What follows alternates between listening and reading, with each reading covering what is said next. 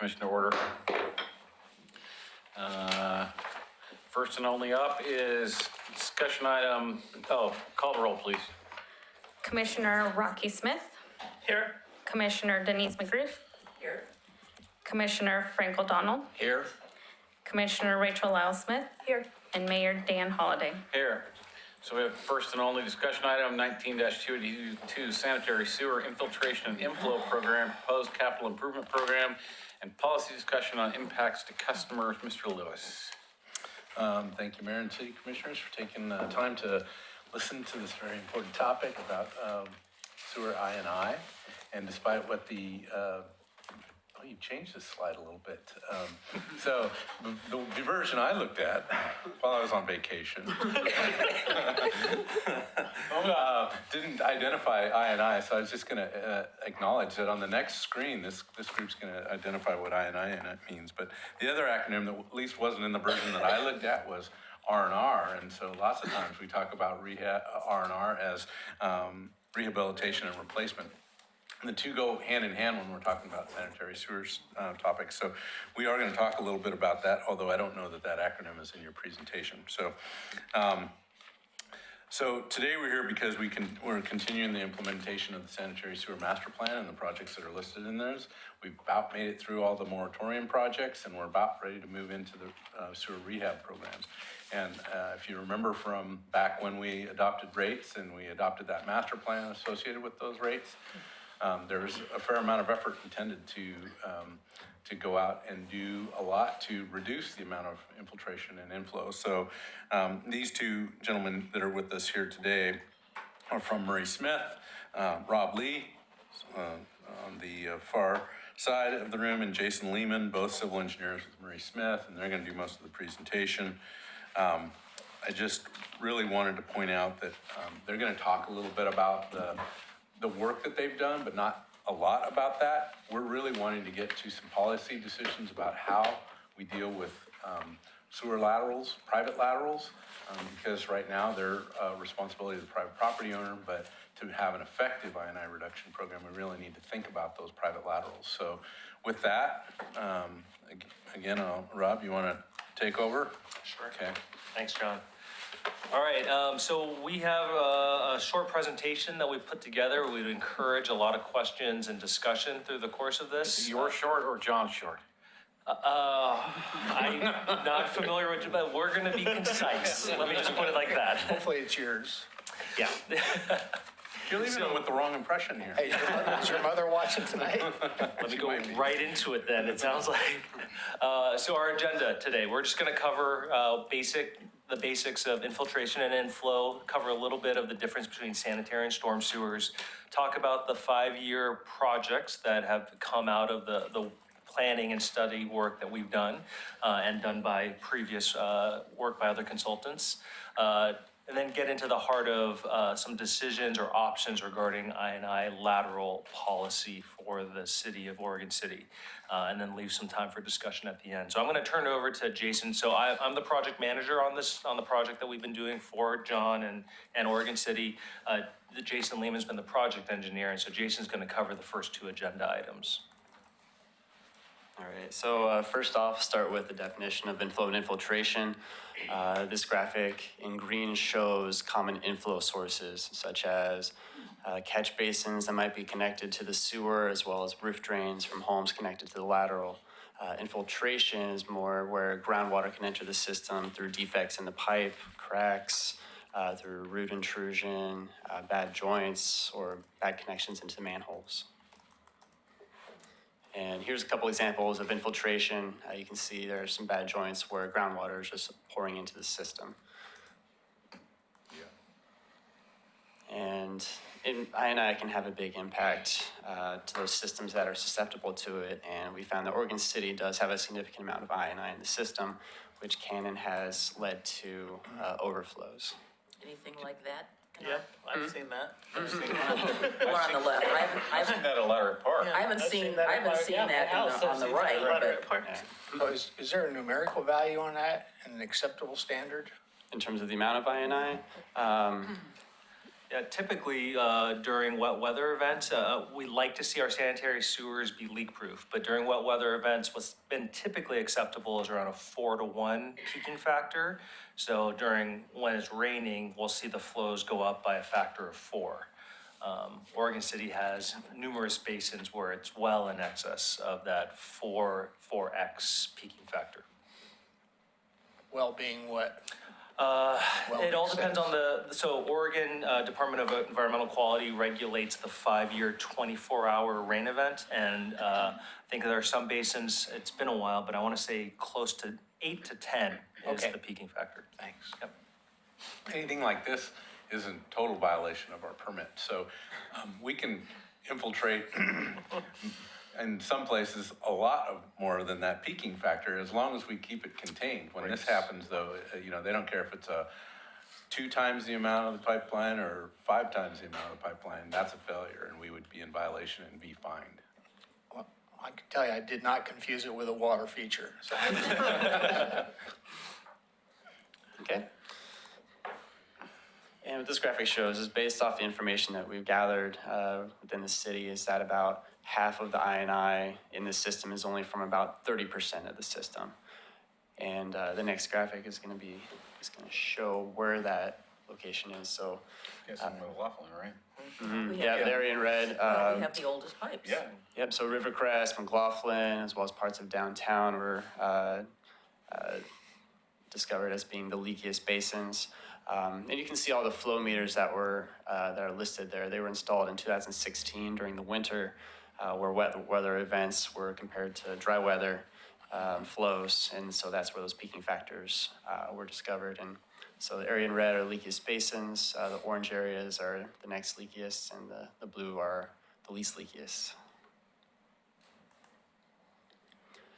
And in addition to flow monitoring, smoke testing was done back in 2016, where smoke is blown into the sanitary sewer, and the inflow connections would then have plumes of smoke coming out of them. So that's how roof drains were able to be identified as connecting to the sewer, as well as any catch basins. And on this graphic to the right, you can see the dots where those locations of inflow were discovered via smoke testing. I want to go back a slide for a Oh, second. sure. So when you discover smoke coming out of a roof vent or a downspout, what is the solution to that? The solution, we're going to talk about the next solution, but the first step is to at least identify where those sources are. Okay. Inflow sources can contribute a lot of stormwater into the system because it directly conveys all the stormwater that lands on those impervious areas like roofs and roads. And so the first step is to identify where they are, and the next step is to disconnect them. And because and you could jump in, they're relatively easy to disconnect.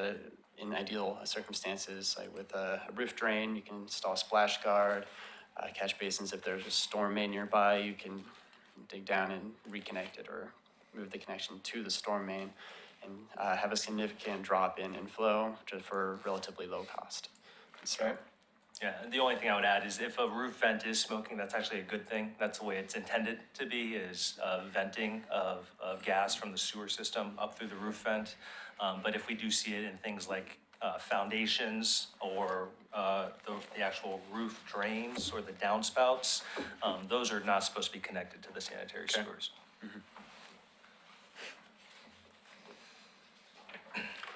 So I'm going to talk about a list of projects, or at least approaches to the 5-year capital improvement projects plan that we've put together. And the first thing that we would recommend is to disconnect inflow sources. As I said, it's relatively low cost for a really great benefit, and they've already been identified throughout the city, and that would be probably the easiest thing to at least start with regard to addressing inflow in the system. So whose responsibility is that? To do the disconnections? Yes. So there's 2 different sources. There's private side sources like roof drains, Right. foundation drains, that kind of thing. And there's public side sources where there are catch basins that are within the city right away. They're owned and operated by the city, but for whatever reason, they were connected to the sanitary sewers. Okay, so let's go back to the first piece, which is on the private side, who's responsible for doing that? So there's some information in it's the private, It's a great question. Who should be responsible or who is? Well, is the where we are now. Right. So who is? Yeah, so per the information that we found from the sewer design standards within the city, it's the private homeowner's responsibility to disconnect. Okay. They're not supposed to be allowing that clean water to get in the sanitary sewers from the inflow sources. Okay. Commissioner Lyle Smith, did you have a question? No, I think it was answered. Okay. Well, I do, is disconnect different than fix? No, it's synonymous, I Okay, think, in this all right. case. Yep. Okay. And after disconnecting inflow sources, we recommend addressing the leakiest basins by taking a holistic approach to basins 10, or what we call basins 10 and 8, the Rivercrest and McLaughlin neighborhoods. And what I mean by a holistic approach is by taking care of the whole sewer system, manholes, the main lines, as well as the laterals to the property, so that you get a really good seal on the entire system. And we can talk a little bit more later about what that holistic approach entails, and especially on the lateral side. So that I understand the slide, how many of those points are there? In terms of disconnections? Yeah. Inflow sources? I think they were around, I want to say 90? Okay, Yeah. Yeah, and some of those, one dot might encompass several catch basins within an intersection. Why does Settlers Point keep coming up? We're going to talk about that All right. next. Yeah. And so after addressing the leakiest basins, we're going to do further investigations, or recommend further investigations in Basin 16, the Settlers Point area. I was talking with operations crew, as well as looking at pump station flow data. We suspect there's a lot of I&I coming in that system, a lot more than we initially anticipated or saw with earlier flow monitors. So we recommend doing further flow monitoring, more so in the upper portion of that basin. is that contributed by the pump station itself or the entire system in that area? I think the prior flow meter was downstream of the pump station, whereas the area we want to focus on is upstream of it. Okay. And so the first flow meter didn't really capture a lot of the I&I, but there's a lot of high pump run times that have been noted from the pump data log from the pump station. And so by putting a flow meter upstream, it can really see where those, how the wet weather events really affects that basin. When did we start requiring storms being separated from sewer in the residential areas? Well, I know they did, in the McLaughlin neighborhood, they did a lot of sanitary sewer separation projects in the 80s, early 80s. But I think we've had that. This Settlers Point area is post 1980, most of it. Yeah, and there's some of it that I think the homes are 40, 45 years old in that neighborhood, and other ones are much newer than that. So our hope is that it's in those areas that are more like 40, 45 years old as opposed to 20 to. Okay. Yeah, there's not a lot of inflow sources. As you can see, there's one dot in that area, so it's mostly infiltration coming in from the pipes and sewers and underground from the groundwater in that area. Can you, So- sorry. Is that what high pump run times indicate to you, that there's a lot of infiltration upstream of the pump station? Is that the indicator? Mm-hmm. Okay, thanks. Can you clarify where Settlers Point is? Is that off of Leland Road? It's off Myers Road. Myers? Just, as you kind of get in the bottom of the gully of Myers Road near Moccasin, it's right in that area. Oh, okay. Dan?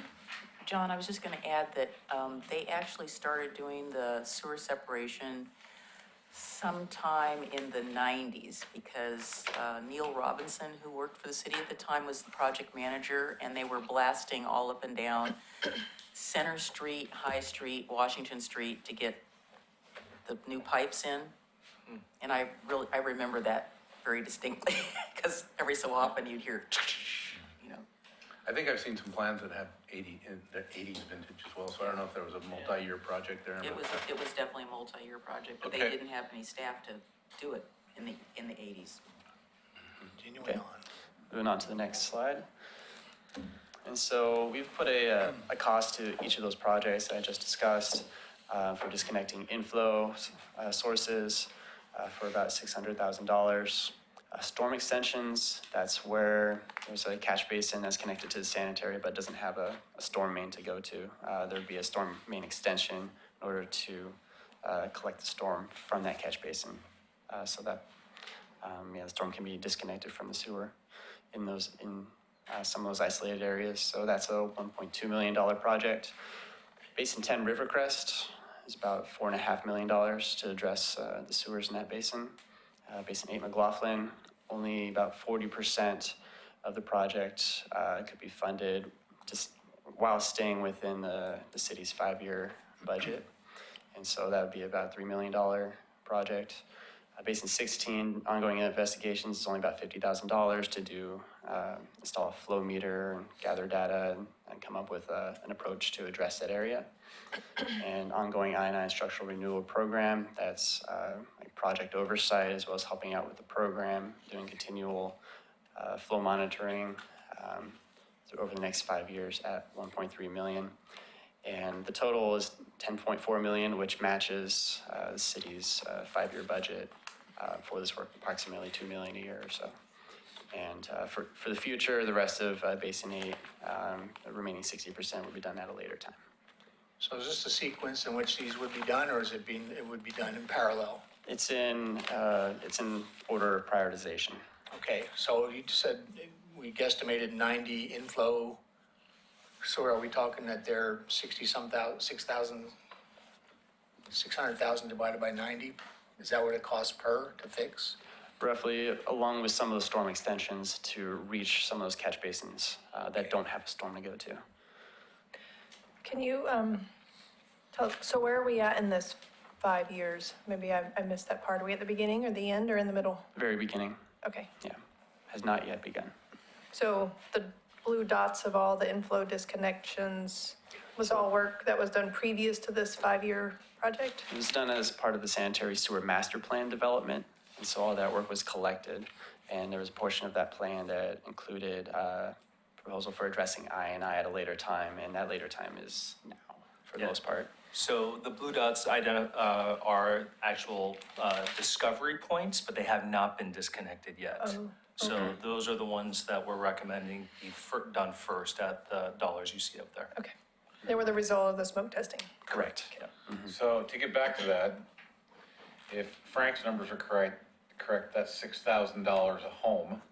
Now, obviously, all of that is not the lateral from the house to the street. So what is the average cost for a homeowner to take care of their piece of it? It depends on what the actual source is and the issue is. In the work that we've done in other places, you can disconnect a roof drain, put in a splash guard for $100. Right. A really cheap thing to do. Now that all that water that used to go into the sanitary sewers is now running above ground.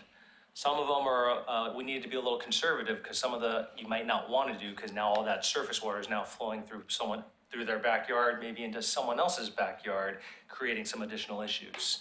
So we were a little conservative with the numbers there. It can be as quick and cheap as $100 to we've got to now dig a new pipe underground through someone's yard and connect it to the storm sewer, get it off the sanitary sewer and connect it to the storm sewer, which then adds, several $1,000s to that dollar amount. And currently, is there a policy for us to force a homeowner to do that? No. We've not forced property owners to Okay. do that. That's policy part of this decision that discussion. that we want to get. Okay, I was wondering where we're going with this. So just to clarify, so the 600,000 would be if we picked up the cost, or that's over and above the cost of the homeowner? That would be the total cost regardless of who funds it. Okay. So either homeowner, city, Okay. combination of. And then you're going to ask for that money in the next slide or something, right? Like the mayor, I knew that. Let's see where this is going. The good news in my mind is that these, and you'll see more, but we're showing numbers that are based on revenues that we're already collecting. right? And budget, the first 2 years of that, we've just approved, right? So, yeah, I think, or we're working to approve. So, yeah, it's a manageable number. Long-term, if the entire city were that, we'd have a problem, but right now, we're not seeing that, so I think that's good news. And new construction, new subdivisions, they're required to separate the storm and sewer systems, and they're all good connections and all that, right? Right. Okay. So these connections on private property, are they in easements or they are truly private property? They're truly private property. Okay. Those that, I mean, again, the inflow disconnections, we talked about public and private. And, I mean, really, the next step is to look at each and every individual one and figure out the details. What really has to happen to fix that solution, right? We've got to call for locate, do all the design work associated with that. We're still pretty high level. Okay, next. Well, so I'm going to pick it up from here because a lot of these costs are predicated on doing something with the private side, and that's really what we're asking the commission and this group to think about is how do we tackle that? So the private I&I source policy is what's probably the most important to figure out. Through decades of doing this I&I work nationwide, it's been pretty well documented now that doing a holistic approach where we're getting as much of the sanitary sewer as possible, including the private side laterals, all the way to the foundation wherever possible. That's the most cost-effective way to reduce I&I. So the city owns the laterals to the face of the curb or the edge of pavement. That's where the city's jurisdiction is. From that point to the building, that's the homeowner's private side. The table here on the slide shows what that reduction is. If you just address just the sewer pipes and the access structures, you get around a 20% reduction in the I&I, that peak I&I that you see.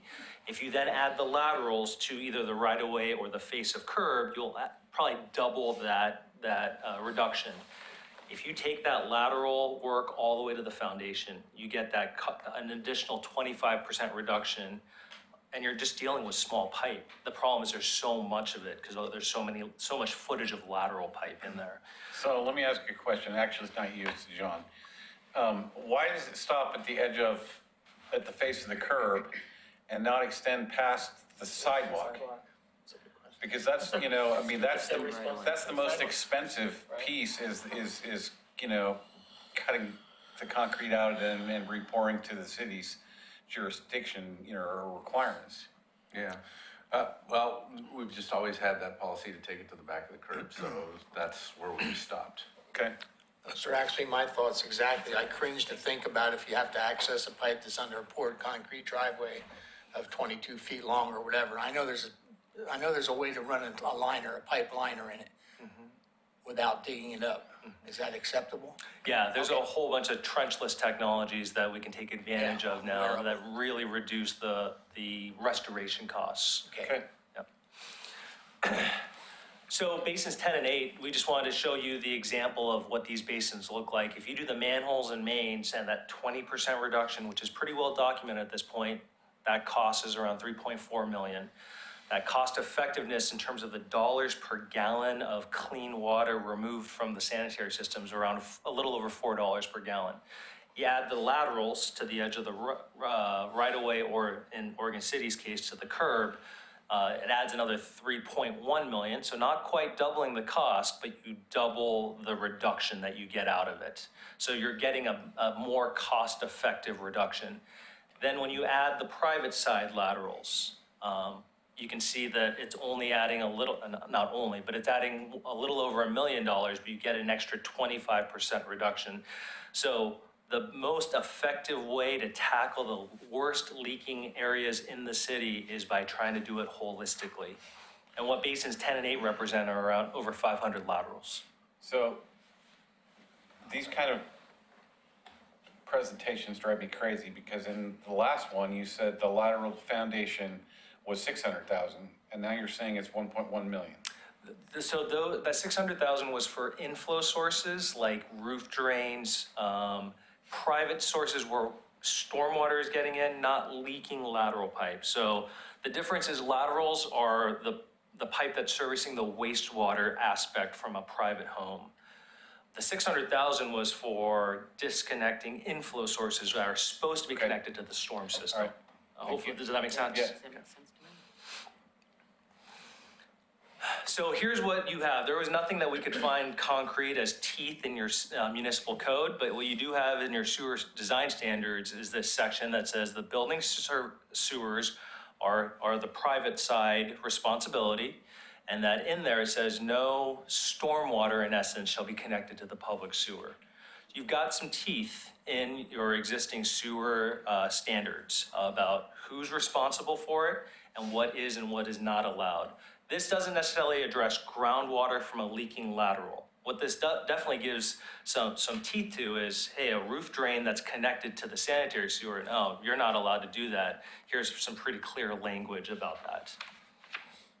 So is not stormwater used to increase the flow rate of the sewer system, to flush it? No, Never? no, stormwater is an enemy of the sewer system.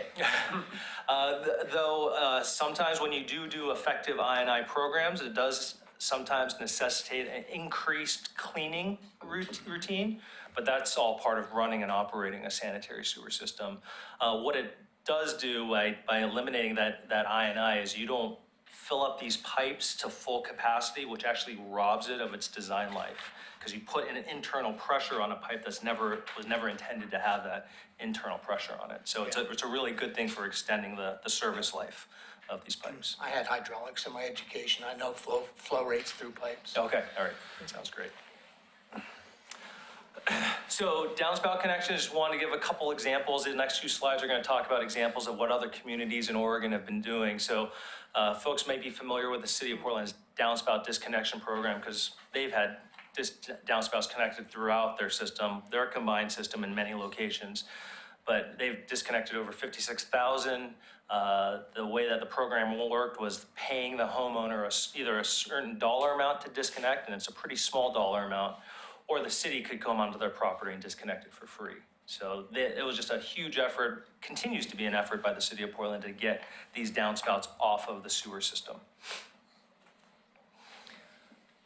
We've been involved with a number of different programs throughout this area.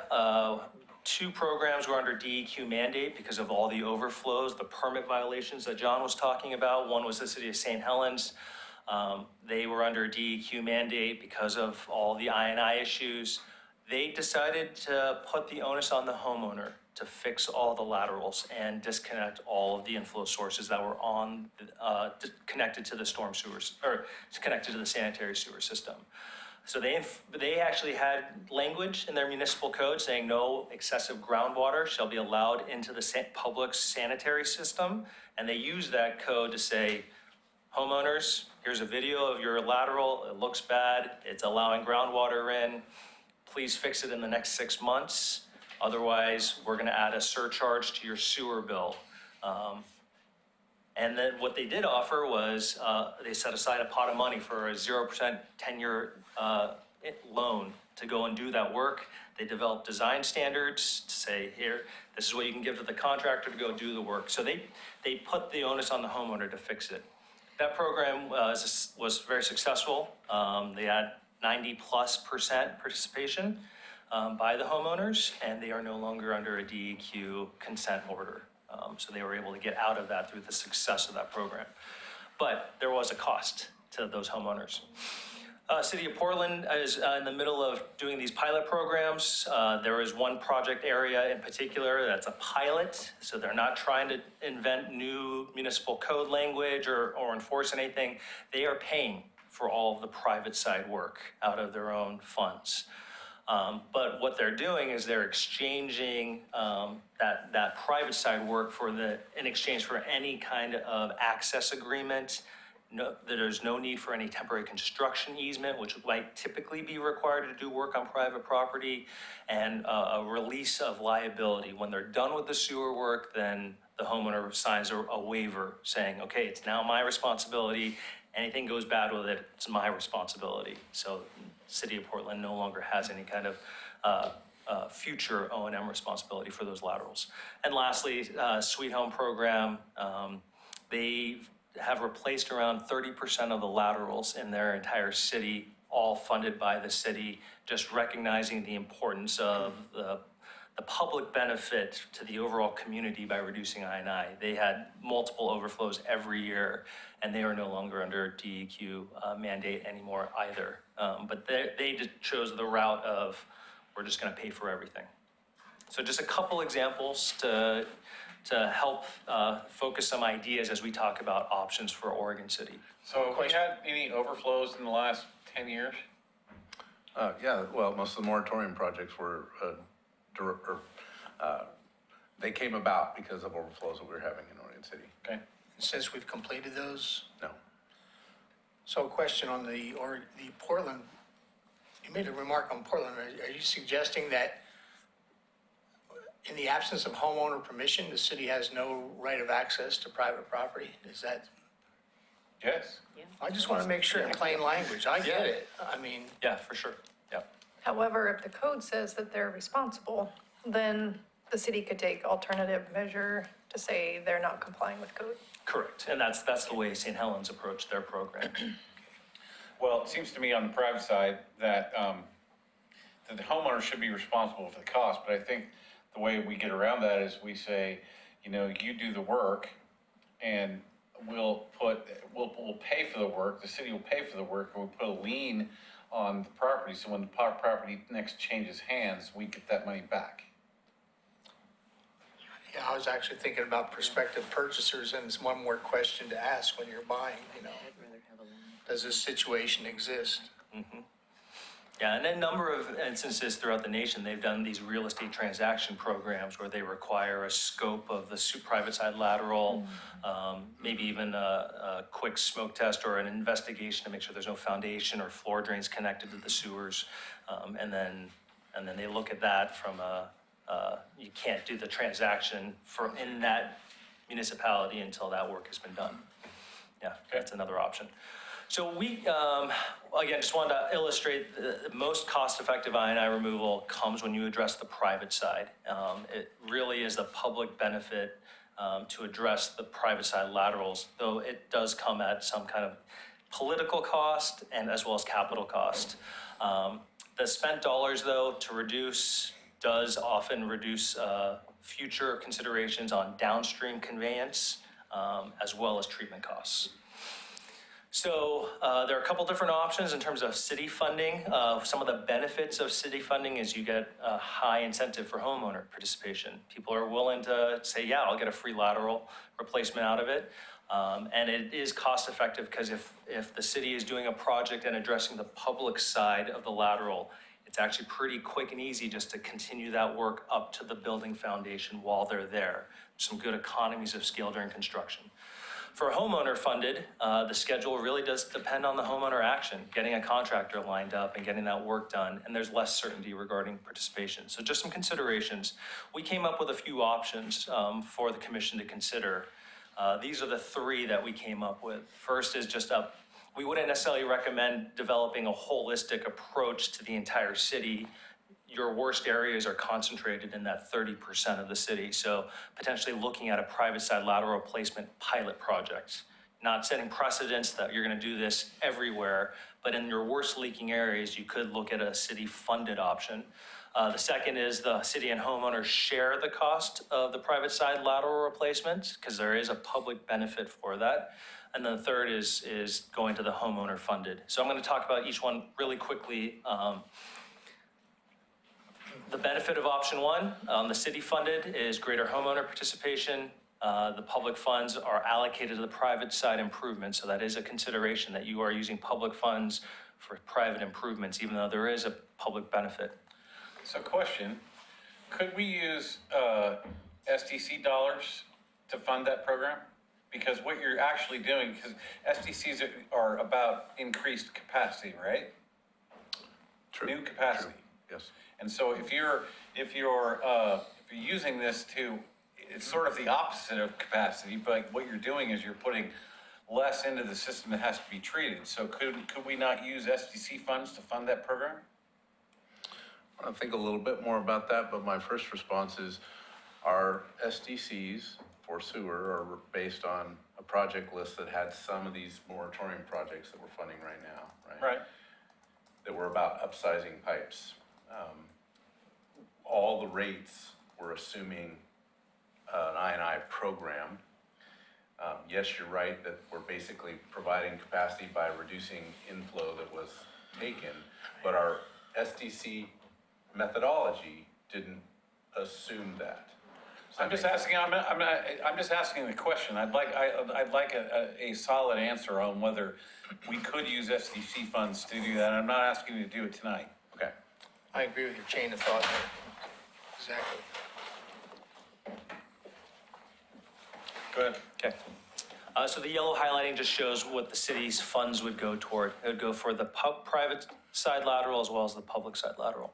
So option 2, my clicker no longer works. Claudia, if you could advance Hang this on, slide. I think technical difficulties, please stand by. Well, while we're here, one thing I want to say about the nice thing about a pilot project that shows a city funding option for the whole system is the efficiency in being able to fix those systems, especially with the trenchless technologies, right? If we go out in the main line and we fix the main line, and we fix that connection point, there's been a lot of project scoping where they ask the contractor at that point to run camera up the lateral, and they say right then on, they make a determination right there, it needs to be fixed or it doesn't need to be fixed. And they make that determination. They may even have the next phase of it to replace that lateral all the way to the house, which may be done, trenchless in a way that you've got 2 holes, one near the house. So there's some flexibility that comes with a project that's all one, whether it's city funded or, somehow you collect those funds. Definite economies of scale. I mean, you're there, you're doing the work, you can also accomplish the fix. Right. Well, I guess part of what I would be concerned about is that I would not feel comfortable having individual homeowners trying to hire somebody to do this work because most homeowners have no idea about how to do any of this. And how do you get somebody that's not gonna try to rip somebody off? This is just not a homeowner initiated sort of thing that people would know. Oh yeah, I know how to do this and all that. And I'm thinking in my neighborhood particularly, where it's 100% basalt, and you put your shovel in the ground. I mean, I can't go down very far on my property with a shovel before about this far, and it goes clunk, clunk, clunk, so it's like Rock City. And you've got also, older homes that most of the people who live there didn't have anything to do with how all of this was jerry-rigged together. And I myself had my sewer pipe replaced because it was a wooden pipe that they dug up, and it was like, oh, surprise, So the option 2 would be sharing that cost. Again, and I think there are options around how to help homeowners, even if the city does decide to move forward with a homeowner funded. There are options to help homeowners out with trying to get that work done and the way that work should get done.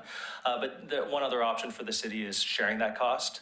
So again, the yellow highlights. One of the nice things about sharing that cost is the city could take over the private portion that at least goes under the city-owned sidewalk. So that is one other option. And then option 3 would be have the homeowner fund the entire thing and take care of the entire private side lateral. You could develop options like a low-income loan for low-income properties. One of the challenges is trying to get the participation you need to be cost-effective in reducing I&I. So who administered those loans under that circumstance? The city of St. Helens, for example. City managed them? Yeah. They collected payments and? Yep. Okay. And there's another example outside of Oregon where a community actually just puts the repayment right back on the sewer bill. So it makes it so easy for the homeowner to just pay off that 10-year loan in incremental payments just by they see an actual line item on their sewer bill. So fortunately, we're at the last slide. So right now, these are the 3 options we think would be easy for the commission to consider. There's always, iterations of them, but option 2 seems like one that might be a feasible option for the city to consider moving forward with at least these 2 basins that are leaking the most within Oregon City. I think That's the it. the question the mayor posed is a very critical question to be answered. The utilization of SDCs.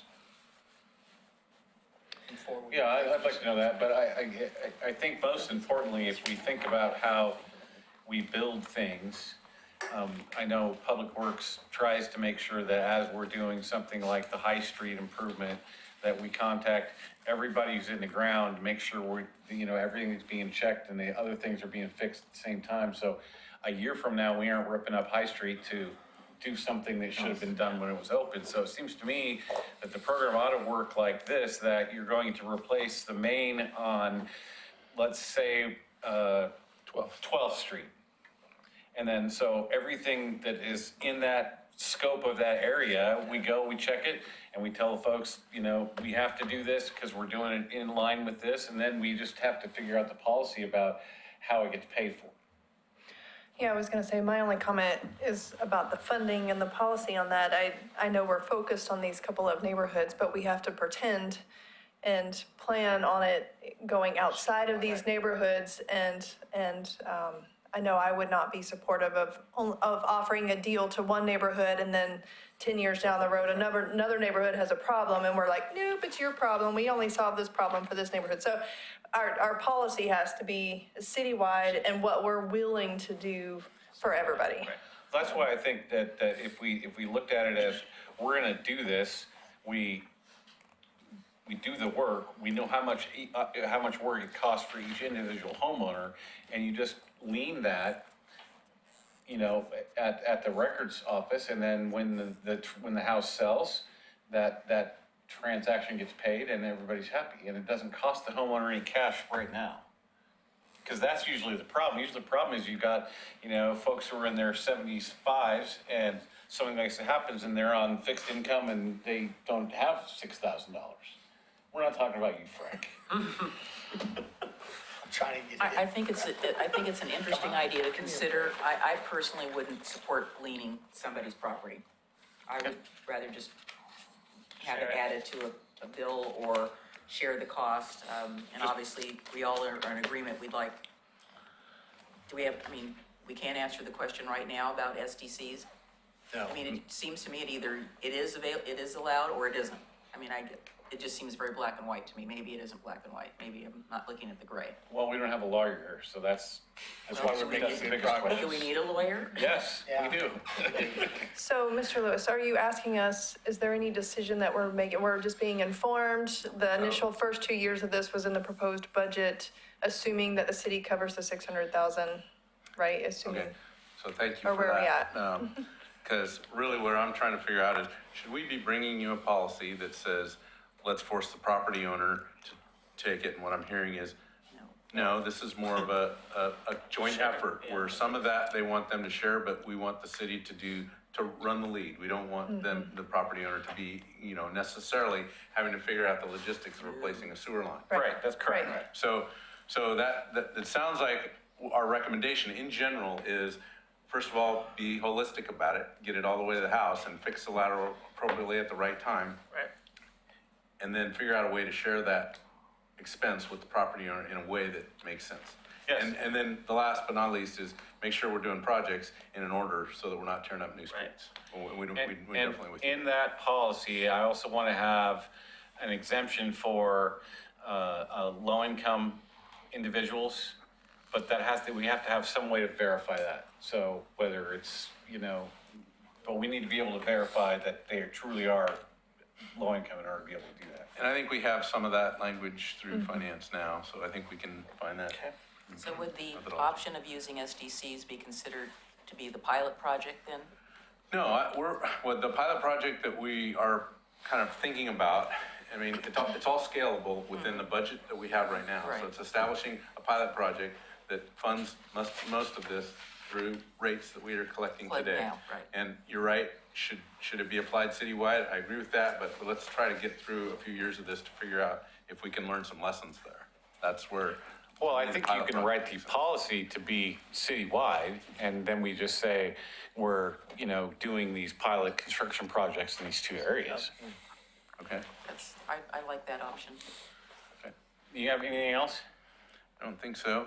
Lawyer. Rob, Bill's we're here. good? I think so the lowest I go hanging there. fruit is to get rid of the inflow sources, the Right. roof drains, the catch basins. Those are the things that are causing your sanitary system to get inundated with clean water, like the way it was raining an hour ago. That's all getting into the sanitary system.